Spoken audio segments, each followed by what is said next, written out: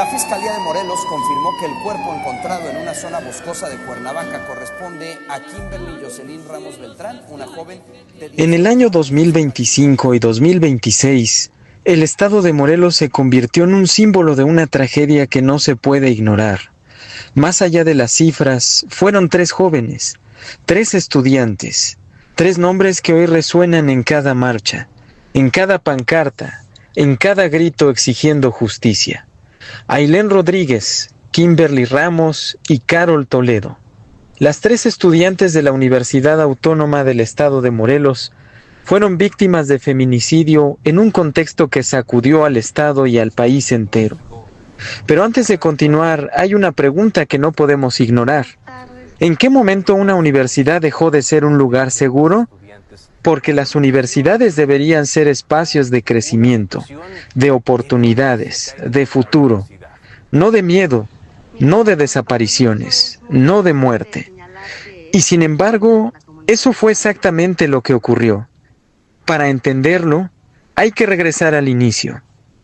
No al momento en que todo explotó, sino al momento en que todo empezó a fallar. 3 de abril de 2025. Ailén Rodríguez Fernández, de 20 años de edad, 5º semestre de psicología, una vida normal, rutinas normales, un día normal. Sale de casa y desaparece. Aquí aparece la primera pregunta clave. ¿Cuántas veces hemos escuchado esa frase, salió de casa y no regresó, sin dimensionar lo que realmente significa? Su familia actúa rápido. Denuncia inmediata, difusión, búsqueda. Pero hay algo que siempre pesa en estos casos: el tiempo, las primeras horas, las más importantes, las que muchas veces se pierden. Horas después, en la madrugada del 4 de abril, una llamada cambia todo. Una agresión, una vivienda en Jiutepec. La policía llega. Encuentran a Ailén inconsciente. Golpes, violencia, silencio. Y después, la confirmación. Ailén había muerto. Aquí la historia toma un giro que, lejos de tranquilizar, inquieta más. El principal sospechoso no era un desconocido, era alguien cercano. Su pareja, también estudiante, también dentro del mismo entorno universitario. Entonces la pregunta cambia completamente. ¿El peligro está afuera o también dentro? El 7 de abril es vinculado a proceso. Prisión preventiva. Caso resuelto en términos legales iniciales, pero no en términos sociales, porque aunque haya un detenido, hay algo que no se resuelve: el miedo. La comunidad universitaria reacciona. Marchas, silencio, pancartas, una frase repetida, justicia, pero también otra más silenciosa.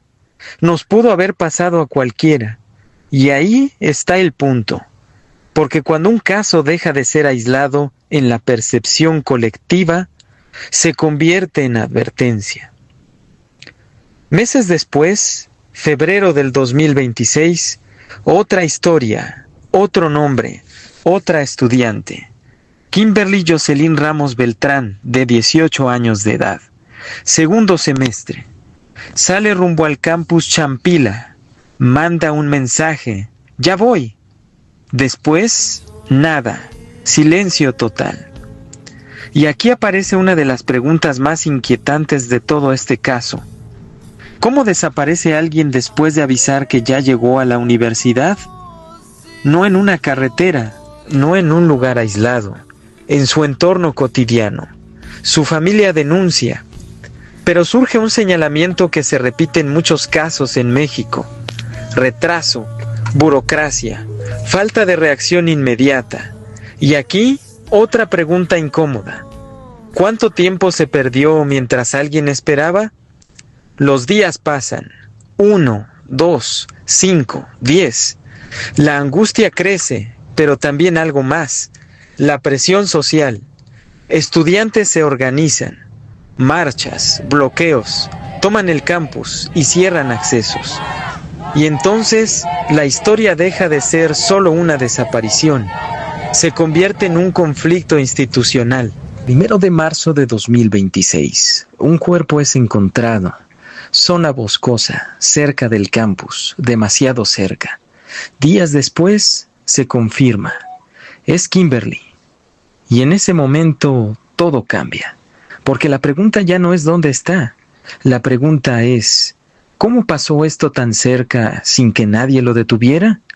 La indignación explota. Miles de estudiantes marchan. Calles llenas, consignas, gritos, rabia. Pero también miedo. Porque si pasó una vez, puede volver a pasar. Y no hubo que esperar mucho. 2 de marzo de 2026. Otro nombre. Carol Toledo Gómez, de 18 años. Estudiante de Derecho. Mazatepec. Sale a comprar comida, algo cotidiano, algo simple, algo que cualquiera hace, y no regresa. Aquí ya no hay sorpresa, hay terror, porque el patrón es evidente.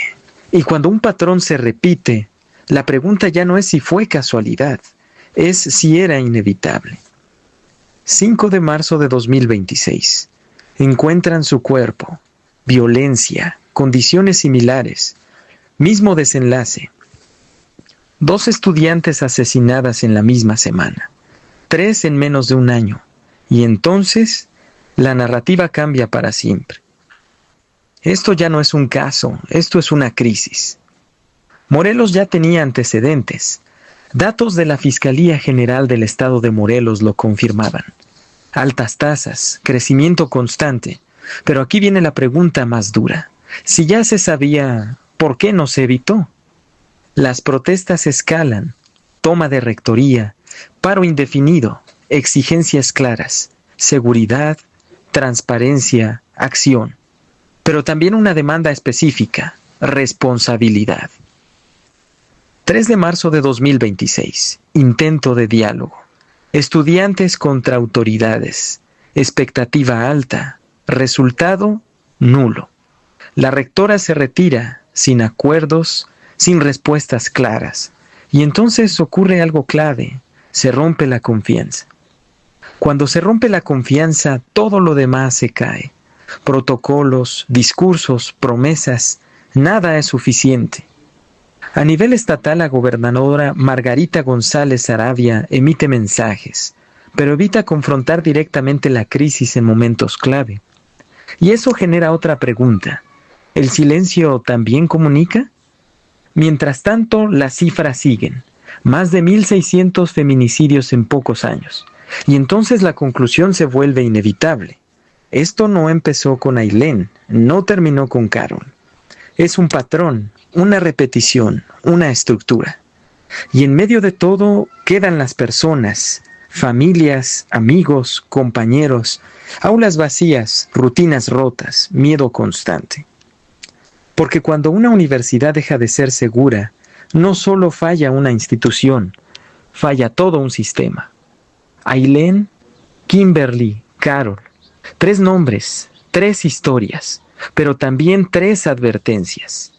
Y entonces, la pregunta final, la más incómoda, la más necesaria, la que nadie quiere responder directamente. Si todo esto ya pasó, ¿qué garantiza que no vuelva a pasar? Porque hasta que esa pregunta no tenga respuesta, esto no ha terminado.